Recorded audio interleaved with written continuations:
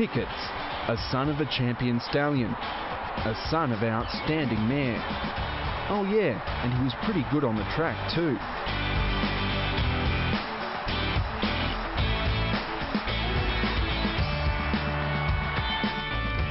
Ticket stands his first season in 2011 at the world's oldest family-owned thoroughbred stud, Widden. In a way, it's a spiritual homecoming. He was a horse we'd followed obviously from day one, Gus. He's an exciting 2-year-old. His debut in the Canterbury was electric and he really stamped himself then as a future stallion, and we followed him very closely.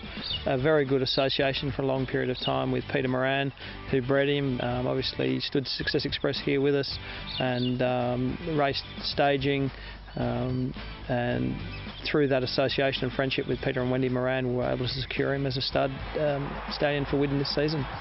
From the first day Ticket stepped onto a racecourse, he mixed it with the best, and his debut was a winning one. What a debut, to go into a race like that, a very strong field, obviously highly fancied opposition, and that had been well tried and well backed.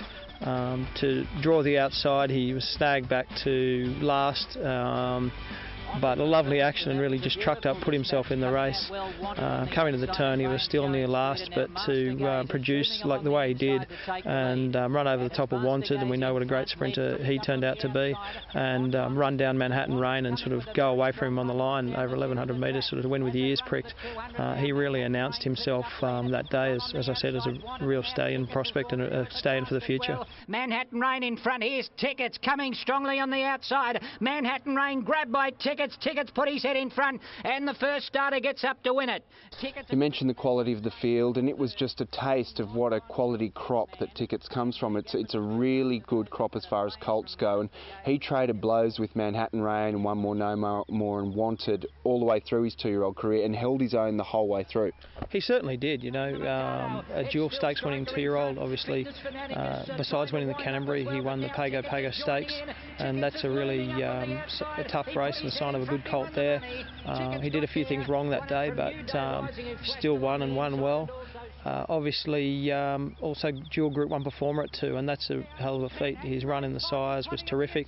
As you said, Manhattan Rain turned the tables on him that day, and then back into the Champagne Stakes with One More No More getting over the top of him there. But you know, they're high class horses and valuable stallions in their own right. Tickets continued to compete in the big leagues as a spring 3-year-old. Not only was he a stakes-winning 2-year-old, an exciting 2-year-old, but a very good 3-year-old as well. His win in the spring in the Poseidon Stakes was a terrific win. Tickets out wide, just in front end. Tickets got the money. He ran very well in the Ascot Vale. He wasn't. He was only narrowly defeated that day and a bit unlucky, finishing 4th in the Ascot Vale Stakes, as we know is a real sire-making race. And then right through the autumn, back to Rose Hill, the Far Lap Stakes Group 2, over 1,500 metres. And Tickets is going to win the money. Tickets goes on to beat Al Dafra and Descarado.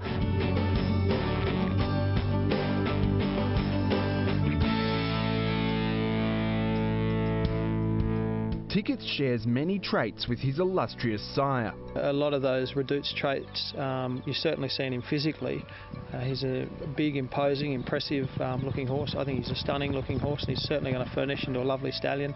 And you see it as a racehorse. Just a really sharp, precocious sort, a natural, real gifted runner, and then able to sustain that throughout his career and up until you know, the autumn of a 3-year-old, a lot like Redoute. So yeah, he's certainly in that bracket. We know how successful sons of Redoutes are at stud. Obviously the success we've had with Stratum has been very well documented. The job he's done, champion first season sire and now champion second season sire across all categories, winners, stakes winners, prize money. You know, another 5 stakes winners this year. So other sons of Redoutes have not a single doubt, and Snitzel, those horses are doing a terrific job. So Redoutes has made his name now as the sire of sires, and obviously he's going to be a big part of the Australian breeding scene for a long time to come. And a horse like this, as a real Redoutes type, is very true to type. I think will be very popular. And if his sire line is the height of fashion, his female line also has the runs on the board. He's out of a blue hen, a terrific race mare staging to win 10 races, compete the level she did. She's a Group 2 winner and just a terrifically fast and durable mare, and a fantastic producer. The dam of 3 stakes winners now, and the grand dam of a further Group 1 winner in Lago Deluxe in South Africa. So it's a great family. He's inbred to Bletchingley, obviously, who was a great Widden sire and a great influence, and he really does have a stallion's pedigree in every sense, and he's out of a real blue hen. We can probably get a few lines as far as mares that might suit him through his half-brothers. I mean, Red Ransom seems to have worked with staging, and in the second generation, Costa Lago seems to have worked with that staging family. Are these things that you're going to sort of be factoring in when you're planning matings? He's a beautiful horse to mate to, and there's certainly things we look at. Obviously, that Roberto line, Red Ransom, is one that we've targeted. We've had a look through, as you're saying, Costa del Lago, and that certainly works, and I think that's a highly compatible mating. And Peter Moran, who bred the horses, acquired a couple of mares specifically along those lines to go to him. So, yeah, that's certainly one avenue we're exploring. But there's so many mares that really suit him. I think he's a horse that's very easy to mate to, and he really is highly compatible to a lot of the mares that we've looked to at sort of sending to him. When you analyse the mating, it really does work. And like many of Redout's Choice's offspring, Tickets would have commanded top dollar in a sales ring based on type. He himself didn't go through the sale ring, but when Inglis inspected him, they rated him one of the best colts that year, and as a horse they really wanted in their Easter yearling sale.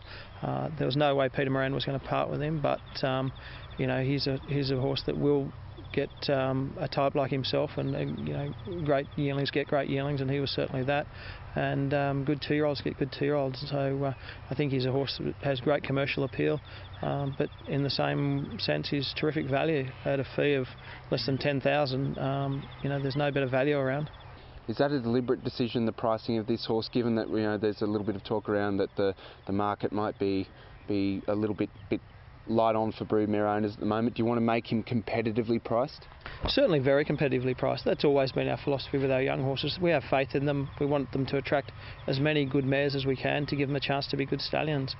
And with this horse, like all our other horses, if he sees a good book of quality mares, you know, we think he'll be a good stallion, and that's our aim at this stage, is to get as many nice mares to him as we can, and we're well on the way to doing that.